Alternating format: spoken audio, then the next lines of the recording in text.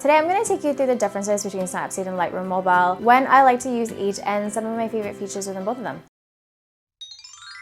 What is up, y'all? I am back today with another mini tutorial. For those that don't know, my name is Tina and I do mainly Snapseed and editing tutorials on my channel. So if you're into that, make sure to subscribe and make sure to turn that notification bell on, which is super important, so you are the first to watch all my new videos. So a question I get asked a lot is, what is the difference between Snapseed and Lightroom for mobile editing? If you are completely new to editing, I'm biased, but I would probably recommend Snapseed over Lightroom. If I were to describe Snapseed, it's like Facetune and Photoshop combined into one. It has a lot of great features like double exposure and text that allow you to manipulate the image. And if you're editing a portrait, it gives you options to brighten your face, smooth your skin tone, all that fun stuff that's available within Facetune. So it's kind of like a best mix of both worlds, but it makes it really easy for you to use. Other thing that Snapseed has over Lightroom, it gives you a lot of great filter options, which Lightroom doesn't offer unless you build your own presets. So if you've seen my other videos, you know I love grainy film, and there's so many different filters within grainy film that you can use if you love that vintage type of edit.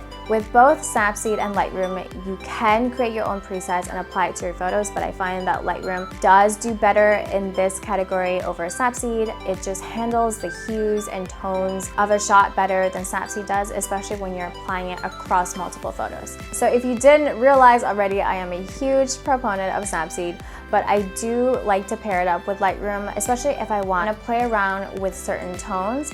So a feature that I love to use in Lightroom Mobile is the color tool. If I want to manipulate how my blues look, so if I want it to look more teal or more purple, I can easily do that within Lightroom. And same thing with the oranges and the yellows. If I wanted my yellows to be more on the red side versus more of a green tint, I can easily do that within Lightroom. You can definitely do that in Snapseed as well using curves and the temperature tool, but Lightroom just makes it so much easier and you can do it within one step versus 2 or 3. That's how I like to just save time. So when handling different types of files, Snapseed can handle JPEGs and RAW files, and so can Lightroom. Lightroom does do a bit of a better job in handling RAWs than Snapseed, but they both do a decent job. Snapseed doesn't have any paid options. The entire app is completely free for you to use, which is why I love it. Lightroom Mobile, the free option, is really great. There are certain features within Lightroom that you can pay for, such as the selective color tool that can be really handy to use. Alright, so to answer the question Snapseed versus Lightroom, overall the answer is Snapseed, but I do think the two apps complement each other. It depends on what type of edit you're going for and whether or not you are used to working with presets. So yeah, that was a really quick video. Give this video a thumbs up if you are a Snapseed fan, or if you are a fan of Lightroom. Please feel free to leave ideas for upcoming videos in the comments on whatever you guys want to learn.